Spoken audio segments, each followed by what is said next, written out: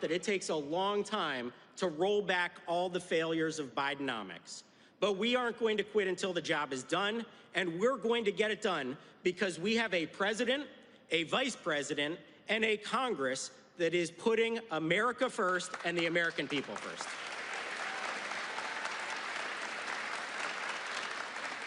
I just want to say again, in closing, what an honor and a privilege it is to represent the Lehigh Valley, my home community. You have given so much to me over the years, and I look forward to giving back to you every single day that I'm in office. Thank you again for being here. Merry Christmas, everybody. God bless, and God bless the United States of America. Ladies and gentlemen, please welcome the Secretary of Labor, Lori Chavez DeRimmer.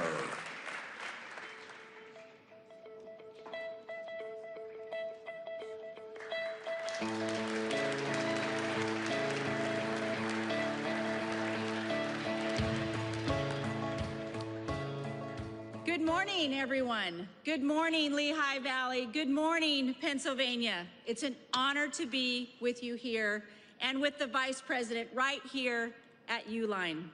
As your 30th Secretary of Labor, I get to work alongside some incredible people, including your dedicated Congressman, Ryan McKenzie. Let's give him another hand. Nice job. I just want to say, Ryan, you're doing an excellent job. I know that you are fighting tirelessly to support the President's pro-worker agenda, and I cannot thank you enough for that. You know, I actually kicked off my 50-state tour, America at Work, listening right here in Pennsylvania earlier this year as we started with the backbone of American manufacturing for a simple reason. It's important to the President to build the golden age of the American industry. And that starts by hearing how your actions and our actions are impacted daily in Washington, D.C., and how it affects your lives right here at home. President Trump and Vice President Vance understand that too. They trusted me in this role because I promise to listen to the voices of the forgotten working class. I've hit 36 states, and what I'm hearing from coast to coast is a fresh sense of optimism. People are taking pride in their work again, and pride in this country, because they know we have a strong America First leaders back in the White House who finally have their backs. And common sense. Thanks to President Trump and the common sense did you write my speech? And the common sense policies of this administration, the golden age of America is on the horizon. Under Biden, workers lost over $2,900 in purchasing power as inflation rose faster than wages. But under Trump, inflation is coming down and real wages are back on track to increase by nearly $1,200 after his first full year in office. Trump's deregulatory efforts are saving $180 billion or $2,100 per family of four. And let's not forget the largest tax cut in American history. I was a former member of Congress, and I can tell you that was the biggest piece of legislation they will probably ever vote on in this lifetime. And it's for the support of the working family, the no tax on tips, overtime, and Social Security. And thanks to the working family tax cuts, a family of four in the state of Pennsylvania will see $7,000 to $11,000 more in take-home pay. That is their money that they earned, and it should stay in their pockets. We're reversing Biden's cost of living disaster that hurt so many working families, dropping of drug prices, gas prices at the lowest in 4 years. Jobs are coming back online, and people are finally getting off the sideline. The labor participation rate is going up. We want more people to be looking for jobs and in the workforce. We just received the jobs numbers this morning. A positive 64,000 jobs were added under this administration.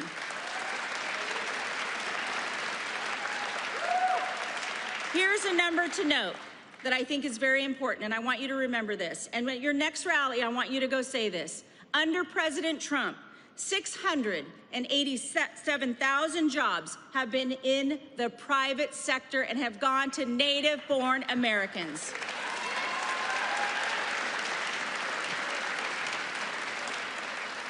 We have a master negotiator in the Oval Office, that shouldn't be a surprise to any of you, who is putting America interests first by striking the new trade deals to restore the U.S. as the world's manufacturing superpower. More than $18 trillion have been committed as investments into this country to hire thousands of new Americans and thousands of new jobs. Made in America is back. U.S. exports are up 6% over the last year, and the trade deficit continues to shrink. President Trump is leveling the playing field for American workers, manufacturers, creating an economy that works for you, not against you. I can tell you, at the Labor Department, we remain laser focused on putting American workers first. Under President Trump, all job gains have, as I mentioned, have gone to American-born workers. Employed today, 2.5 million American workers more than when he took office. The Department of Labor is investing in skills training and educational pathways to help the workers get their foot in the door without that needy four-year degree. Not everyone will receive a four-year degree, and that is pride back in America. My dad was a Teamster. I know what it was like to work hard. I know what it's like to build something with your hands, and that's what America needs. They need to know that it's okay to make a six-figure income with a trade school, be a tradesman or woman, be a craftsman. That's what we want here in America.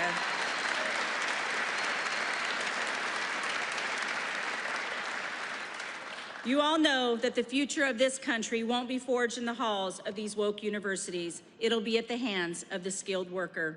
We recently awarded $86 million in industry skills funds to prepare the American worker for those in-demand jobs of the future. President Trump set a goal. I talk about this all the time.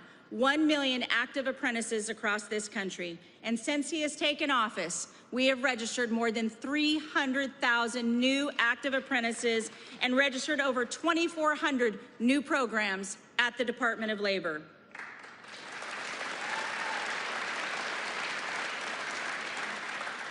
You know, I partnered with Secretary McMahon to help administer the CTE programs and create a streamlined federal education and workforce system. Nearly 70% of 4th and 8th graders are not proficient in reading.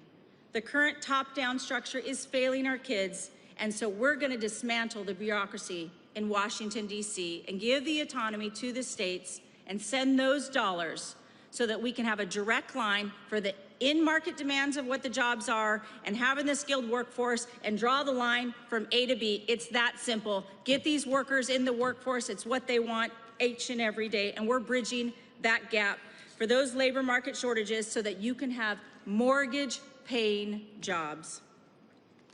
Listen, as I wrap up here, I want to emphasize to all of you, it's an honor to defend your shot at the American dream.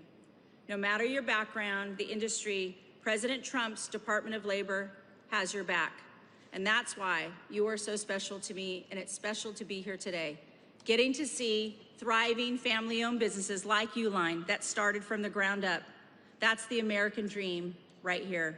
And I'd like to now introduce who embodies that dream. He serves the American people with a deep understanding of what hardworking men and women in this country are up against and what they are capable of.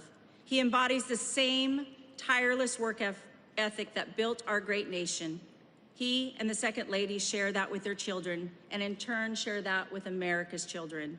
Our Vice President knows that the true heartbeat of America isn't in Washington, D.C. It's right here with you. He's doing an incredible job to help revive our manufacturing sector and ignite our economy.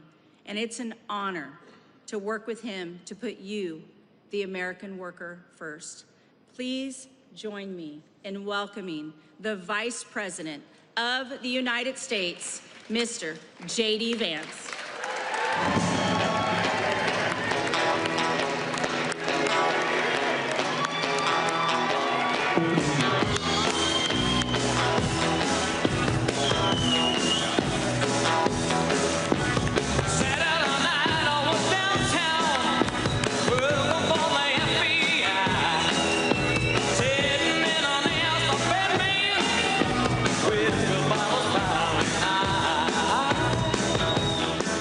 you, thank you.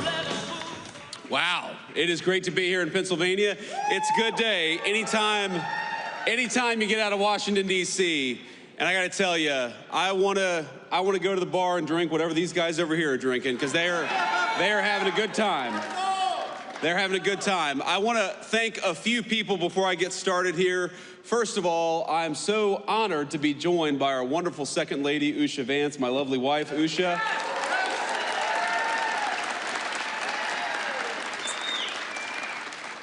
I want to thank our great Secretary of Labor, Lori Chavez DeRimmer, who's doing an amazing job, and she's focused on something that I think is very much close to the heart of our great workers here in Pennsylvania, which is this very simple idea that you ought to be able to raise a family and earn a good wage even if you don't go to college. We don't want to force everybody to go to college. We want to empower people who want to work with their hands to earn a good wage and do a good job, and she's fighting for that every single day. Lori's doing a great job.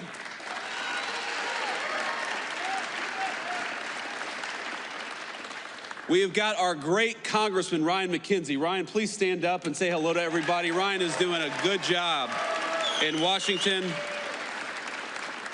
He's got a great heart for the people of this district. He's only been in town for a couple of years, maybe only a year now, right?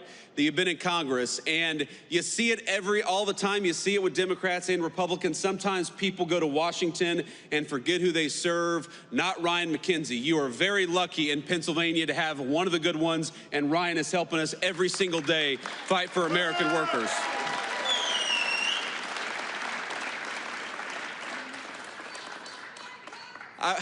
I believe, young man, shouldn't you be in school? We got a great young patriot over here. You ought to come up and take a photo afterwards. But I also want to give a shout out to Treasurer Stacey Garrity. Stacey, thanks for everything that you do, and thanks for being here today. Where is she? There we go.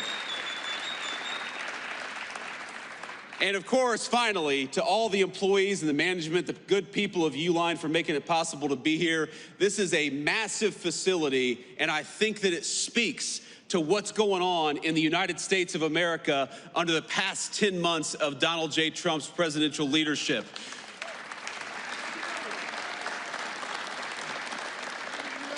Under this president, my friends, we are building again. We are investing in the United States of America again. You heard our Secretary of Labor talk about it. 61,000 jobs added in the month of November, and that's not all. We saw private sector wage growth grow at a rate of 4.2%. You know what that means? That means we're seeing the fastest private sector wage growth that we have seen in this country in many, many years. And we're doing it by having a president and an administration that believes in you and fights for you. That is what we're trying to do every single day.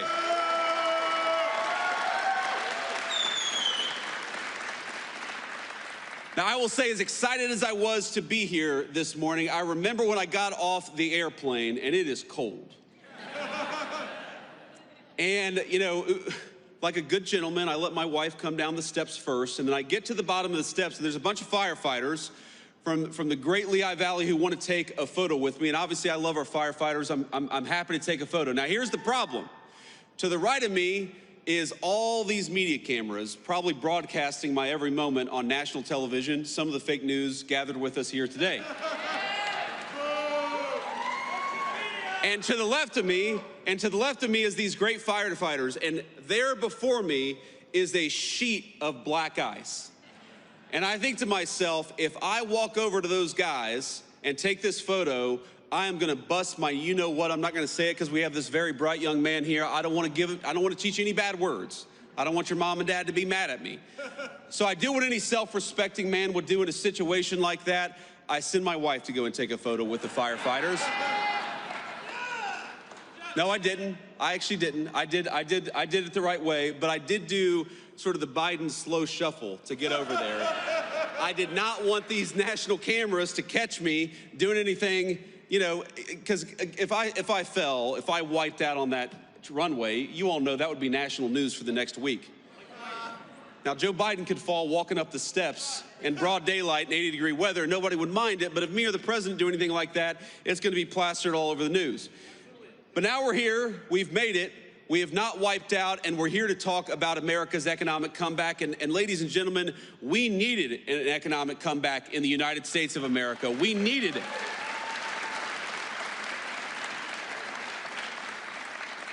When we talk about all the wage growth, when we talk about all the people who are coming into the United States to invest in the American worker, we've got real money, real jobs, and real opportunity. What that means for the state of Pennsylvania is that in just the last 11 months, we're creating 60,000 good-paying jobs for Pennsylvania families, and we're bringing in, just in this one Commonwealth, $100 billion of new investment into this great place. That is real opportunity for the American people. That is real wage growth for the American people. And look, I grew up in a community. I was raised by my grandmother in a community where, when I was growing up, the factories were closing down. And those good paying jobs, they weren't coming into our communities, they were getting shipped overseas by politicians in Washington, D.C. The President of the United States has set this entire administration on a different course. We are sick of rewarding companies that ship jobs overseas. We're gonna reward companies that build right here in America and give Americans good wages to do it.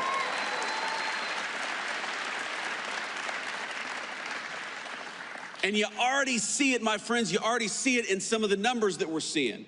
When I talk about what we are most proud of, I probably start with what we've been able to do at the southern border, and we'll talk about that in a second.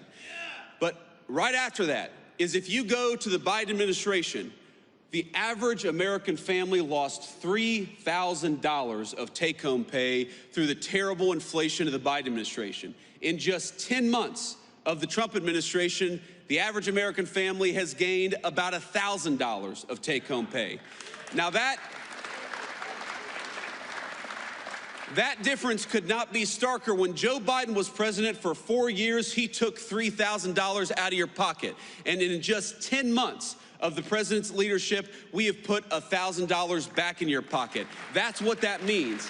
And that's just the beginning, my friends. That is just the beginning. Because if you look at what we are doing every single day, you are going to have, and if this doesn't turn out to be true, I'll come back here and you can all tell me I'm wrong, but I'm telling you it's going to be true. You are going to have middle-class Americans, middle-class Pennsylvanians, some of the best tax season in 2026 that you've ever had. Because if you look at no taxes on overtime, no taxes on tips, when we talk about no taxes on your auto loans if you buy an American-made car, now those are political words. I'm sure you've heard them on TV, but starting with tax season in just a couple of weeks, you're gonna see that in your tax refund. That's what that means, more money in your pocket, because you've got a president and a Congress that are fighting for you for a change, and that's exactly what it should be.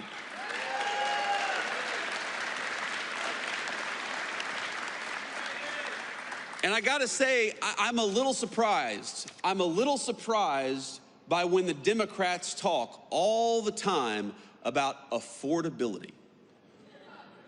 Democrats say, you know, things aren't affordable. This isn't affordable. This has gotten more expensive. Drugs have gotten more expensive. Housing's gotten more expensive. And you know what? They're right, and it was because of them. It ain't that hard. If you go back to the 4 years of the Biden administration, why did housing get so expensive, double in price during the Biden administration? It's because Joe Biden let in 20 million illegal immigrants who took homes that ought by right go to American citizens and to the people of this great state.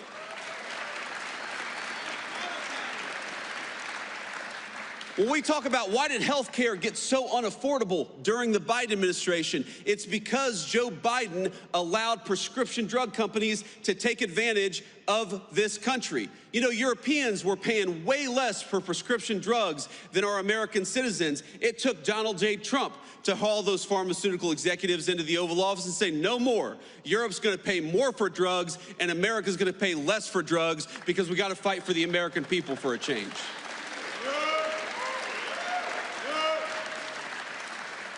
Why have rents gone down for 4 consecutive months? And I know they're still too high. But why have rents gone down for 4 consecutive months? Because we're starting to get those illegal aliens out of the United States of America. Those criminals, those gang members, those people who are taking homes that ought by right go to the people in this room and your children and your grandchildren. It's simple economics. If you have fewer people, fewer illegal aliens trying to buy homes, that means American citizens are going to finally be able to afford a home again. It's very, very simple economics. When you ask, why is it that we have trillions of dollars of new investment coming into the United States of America? Because we finally got a president who says, if you're going to build in America, if you're going to invest in America, we're going to make it easy for you. But if you're not going to build anything in America, if you're going to try to ship an American job overseas, then we are going to penalize you for doing something overseas that you ought to do in the United States of America. That's why we've got so much money coming in.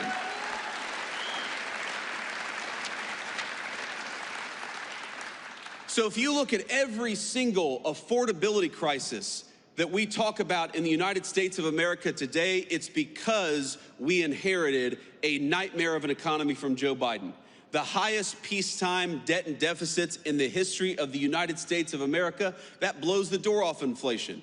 The highest energy prices in the history of the United States of America. We are in one of the great energy regions in the entire world, not just in America, in the entire world. You know why energy prices are lower? You know why gas prices have come down so much? Because we finally got an American president who wants to invest in American energy and American workers instead of green energy boondoggles that are produced overseas. Thank you. So on all these things, my point, ladies and gentlemen, is that we are making progress. And I never forget where I come from, I never forget who I serve, and I know that there is so much more progress to be made. I remember my grandmother in times like this of the holidays. Of course, I think a lot of us remember the loved ones that we've lost. I remember my dear Mamaw, that's what I called her, and I was in a particularly hard math class in high school, and she said, what do you need to do well in this class? My grades weren't so good, and she went out, even though she could not afford even the essentials in life, she went out and got me a calculator, a very expensive calculator, so that I could do well in this math class. I remember what it feels like for American families when you have the government take $3,000 out of your pocket through higher taxes and higher inflation. I know what it's like for a woman who's trying to support a grandson but can't afford her prescription drugs because pharmaceutical companies are taking advantage of the United States of America. I remember what it's like when you have to choose between putting food on the table or getting the prescription that you need to stay healthy. And that is not a life that Donald Trump or I want for the citizens in the greatest country in the world. We want you.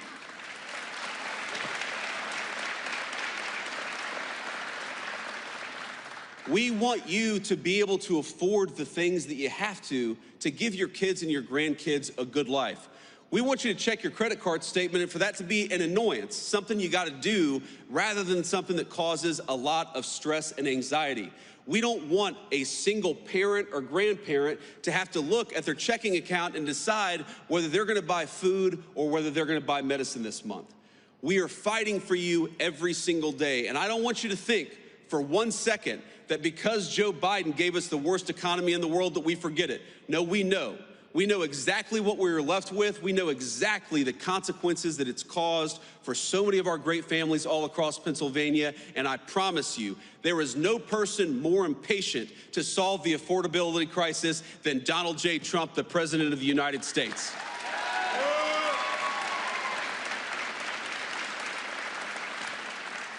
You know, I hear these guys, I hear these Democrats talk about this as if you were gonna fix these problems in a single day. It reminds me of probably the third day in the Oval Office where eggs had gotten so expensive under the Biden administration. And you look, I'm the Vice President of the United States, I'm a very blessed man, but we have 3 little kids who eat a lot of eggs.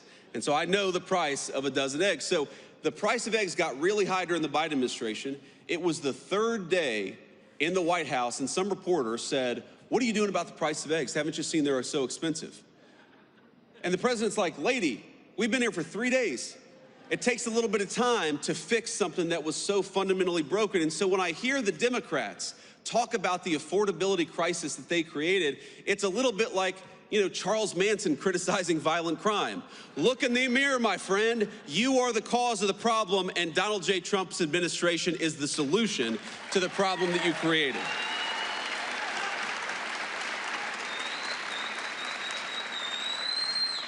I want to say one more thing here, and then I want to take some questions from the reporters, and then we'll have to hit the road. But, this is such an amazing time to be in Pennsylvania. As much as I complain about the cold, and I do, as much as I almost busted my rear end on the tarmac today, I love being in the great state of Pennsylvania during this time of year. I love Christmas time. I love the beautiful trees. I love the snow on the hills. I love everything about this state this time of year. It reminds me a lot of my home state of Ohio for reasons that you all know well. But here's the thing. During this Christmas time, I think that we got to remember that we have a lot in the United States of America to be grateful for, and I am at the very top of the list of people who have a lot to be grateful for. I'm very grateful to my beautiful wife and our healthy kids.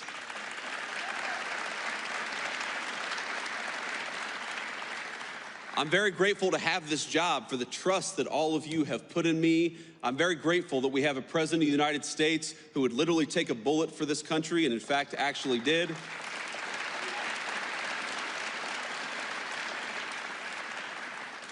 But I just ask all of you to count your blessings this holiday season, because there is a lot good out there. There's a lot that we're still working to fix. But I just wanted to say, from the President of the United States, from the entire administration, my friends in Pennsylvania, Merry Christmas to you. I hope your families have a Happy New Year. Thank you.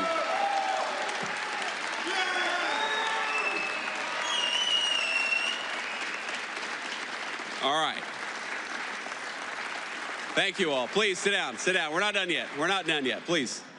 All right. We're going to take a few questions from the reporters, and we're going to start with the most egregious of the fake news. Is that right, Luke? No. We're going to start with the local reporters who have some integrity. So let's start with our local cameraman, and then we'll move on to the fake news if we have some time. Sir or ma'am? Hi, I'm Jackson White from WITF in Harrisburg. Hey, Jackson. How you doing? I'm good. So many Americans are still reporting that they're experiencing high costs of groceries and other living expenses. How does the administration plan to lower those costs, and how long might that take for them to experience those lower costs?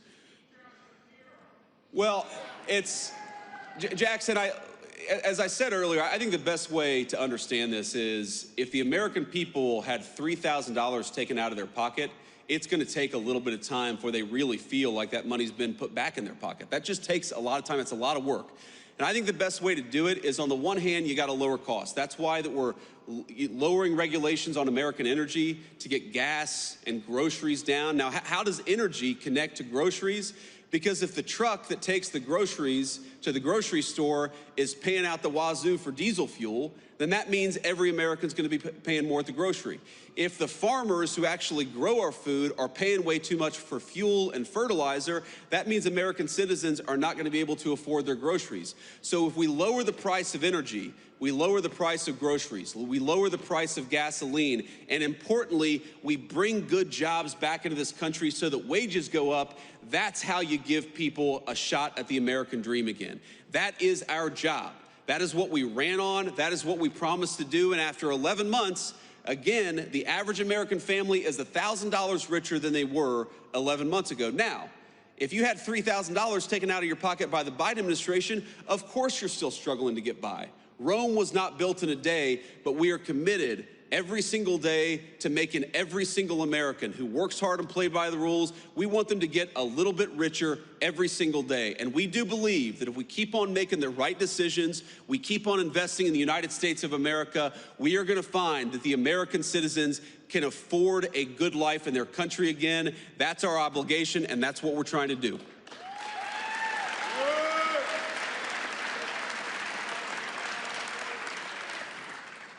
Good morning, Mr. Vice President. My name is Thomas Shortell. I'm a reporter with Lehigh Valley Public Media. Congressman Ryan McKenzie and a number of other battleground Republicans have been pushing to have tax credit extensions on the ACA. I was curious what your thoughts were on their efforts. Is that something that the administration is behind?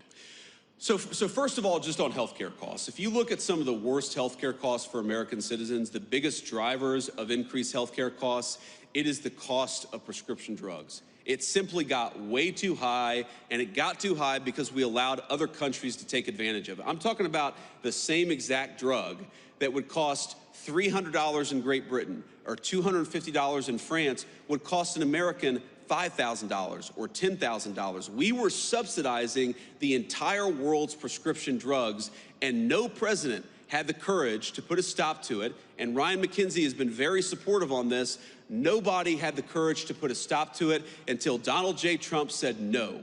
We are done getting fleeced on pharmaceuticals. Europe has to pay up so that our great American citizens can pay less. That's the most important thing that we've done. Now, you are right that the health insurance market, the health insurance system is totally broken. It's been broken for 15 years, and we're working with Congress, both Democrats and Republicans, to come up with a solution. You talked about premium support. We think that everything should be on the table, but Democrats and Republicans, they got to work together and put something on the president's desk to sign. Now, I will tell you, we've been involved in probably 10 different health care bills. You know, we've been talking to Ryan about it. We've been talking to my friend Bernie Moreno from the state of Ohio. We've been talking to Susan Collins about it. We've even been talking to a few of the reasonable Democrats who are putting ideas out there. But Congress has got to get us something to lower the cost of health insurance for American citizens. The Obamacare system was broken. Donald J. Trump wants to fix it, but Congress has got to step up here.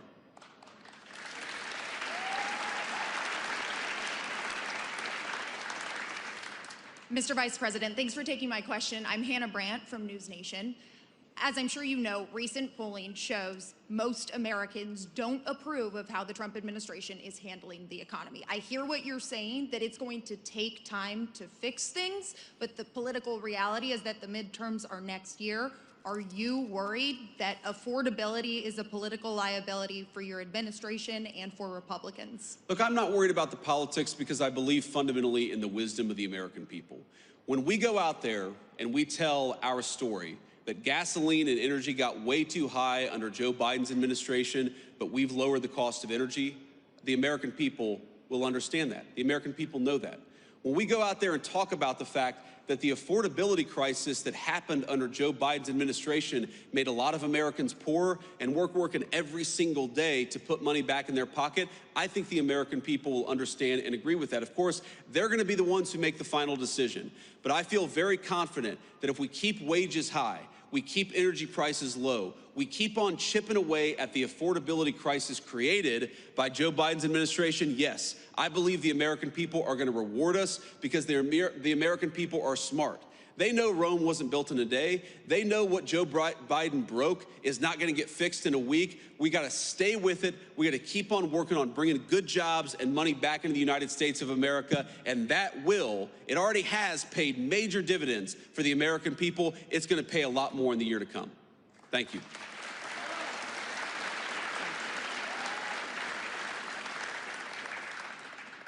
Thank you, Mr. Vice President. This is Elizabeth Mitchell from the Daily Signal. The health care bill released Friday by the GOP doesn't include health savings accounts.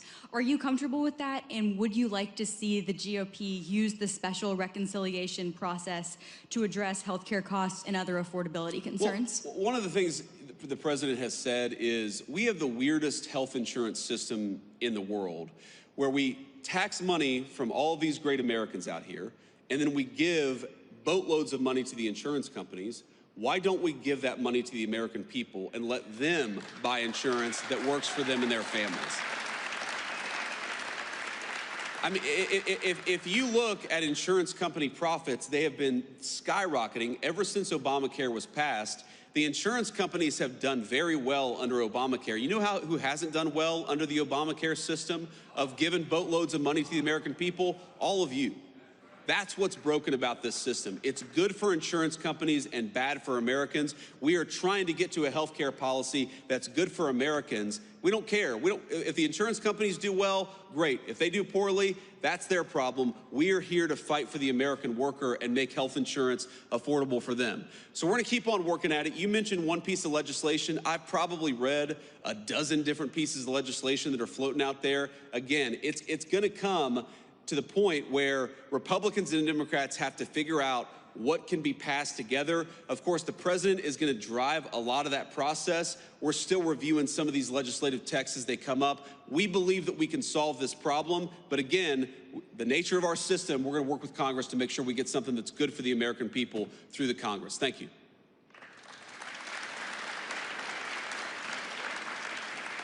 Thank you, Mr. Vice President. This is Irie Sentner from Politico. President Trump last week gave his economy a grade of A++++. What grade would you give the economy today? A++++.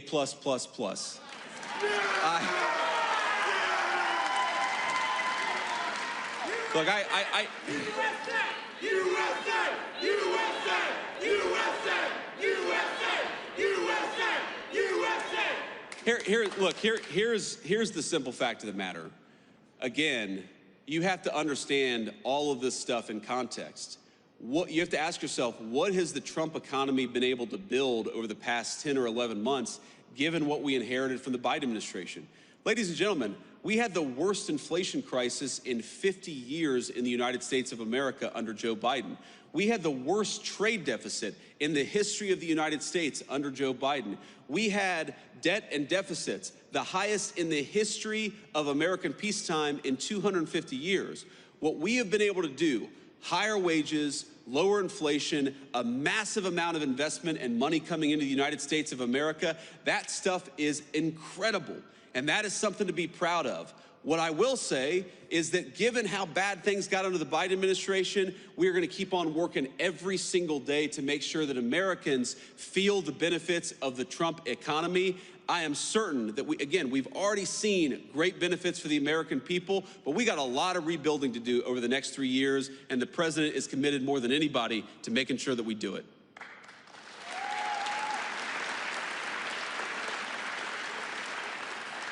Hi there, Vice President JD Vance. This is Rob Manch with 69 News, WFMZ. The jobs report you mentioned this morning, you said 60,000 jobs were added in November. However, it also said 100,000 jobs were lost in October, and the unemployment rate currently stands at 4.6%, which is the highest since the pandemic. So my question is, how do you inspire companies to hire people if people don't have jobs? Income tax cuts aren't going to help them.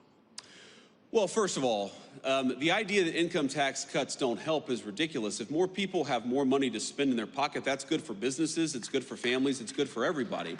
It's one of the ways why we do this. When you talk about 100,000 jobs, you're talking about government sector jobs, and that is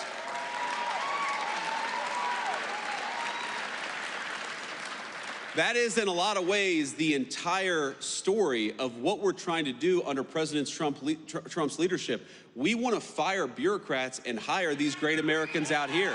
That's what we're trying to do.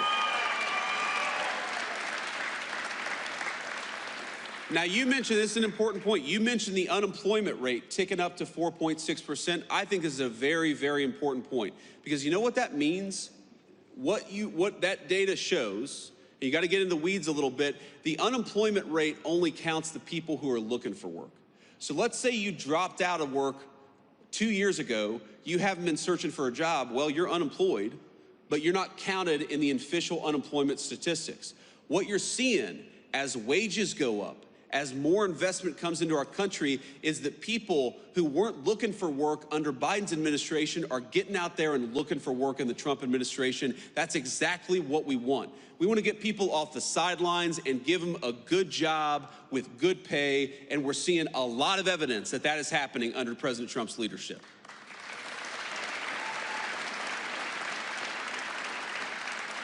We'll take one more question. Mr. Vice President, Jacob Bogage from the Washington Post. It's good to see you. Good to see you too. Merry Christmas. Thank you. Same to you.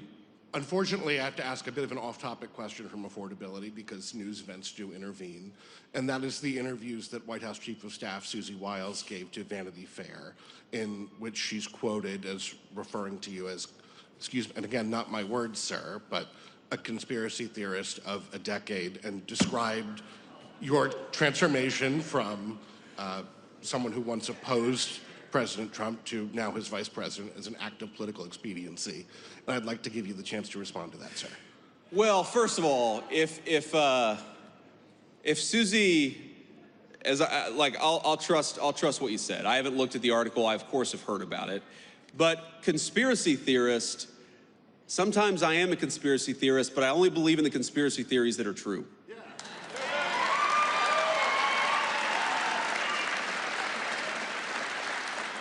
And by the way, Susie and I have joked in private and in public about that for a long time. For example, I believed in the crazy conspiracy theory back in 2020 that it was stupid to mask 3-year-olds at the height of the COVID pandemic, that we should actually let them develop some language skills. You know, I believed in this crazy conspiracy theory that the media and the government were covering up the fact that Joe Biden was clearly unable to do the job.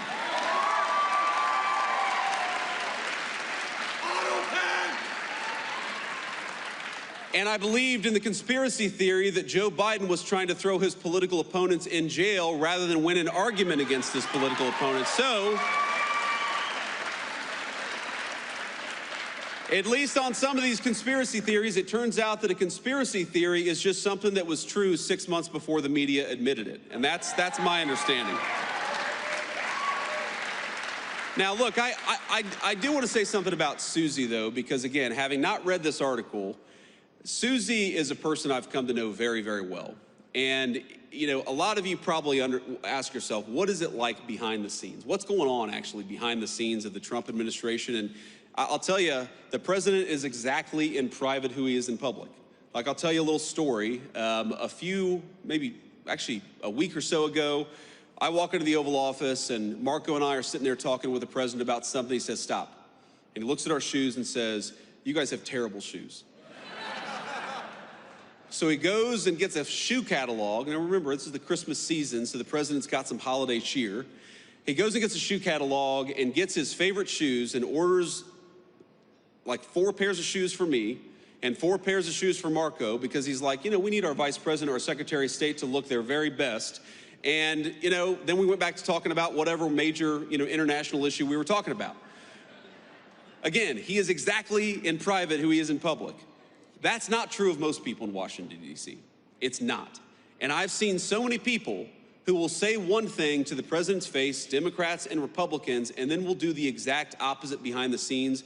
You know why I really, you know what they are, and you know why I really love Susie Wiles? Because Susie is who she is in the president's presence. She's the same exact person when the president isn't around. I've never seen Susie Wiles say something to the president and then go and counteract him or subvert his will behind the scenes. And that's what you want in a staffer. Because as much as I love Susie, the American people didn't elect any staffer. They elected the President of the United States. And what you want, in a staffer is a person who understands they are there to effectuate the will of the American people, and they're there to follow the orders of the duly elected Commander-in-Chief of the United States. And Susie Wiles, we have our disagreements. We agree on much more than we disagree, but I've never seen her be disloyal to the President of the United States, and that makes her the best White House Chief of Staff that I think the President could ask for.